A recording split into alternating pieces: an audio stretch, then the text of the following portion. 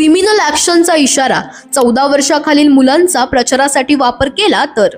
राज्यातील महापालिका आणि इतर स्थानिक निवडणुकांचा प्रचार आता अंतिम टप्प्यात पोहोचला आहे.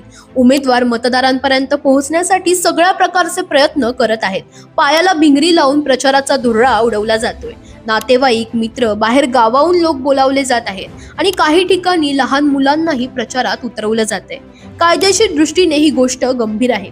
केंद्र सरकारच्या बाल व किशोरवयीन कामगार कायदा 1986 नुसार 14 वर्षाखालील मुलांना कोणत्याही घरगुती, औद्योगिक, व्यावसायिक किंवा राजकीय कामांसाठी वापरू शकत नाही. यात अपवाद नाही. जर ही तरतूद मोडली तर फौजदारी कारवाई केली जाईल.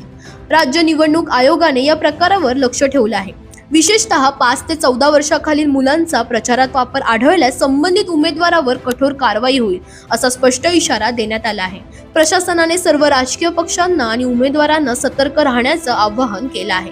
पालन न केल्यास ही कृती गुन्हा म्हणून नोंदवली जाईल, याचा इशारा देखील देण्यात आला आहे. राष्ट्रीय गणतंत्र पक्षाचे अध्यक्ष प्रल्हाद गवारे यांनीही याबाबत सांगितलं की जर कोणताही पक्ष लहान मुलांचा प्रचारात वापर करत असेल तर तो लगेच थांबवा, अन्यथा कायदेशीर गुन्हा नोंदवला जाईल. लोकप्रतिनिधींनो, मुलं राजकारणासाठी वापरू नका. सुरक्षित आणि कायदेशीर प्रचारासाठी नियमांचे पालन करा. दरम्यान तुम्हाला ही माहिती कशी वाटली आम्हाला कमेंटमध्ये नक्की सांगा आणि इंडिया लीडरला फॉलो करायला विसरू नका.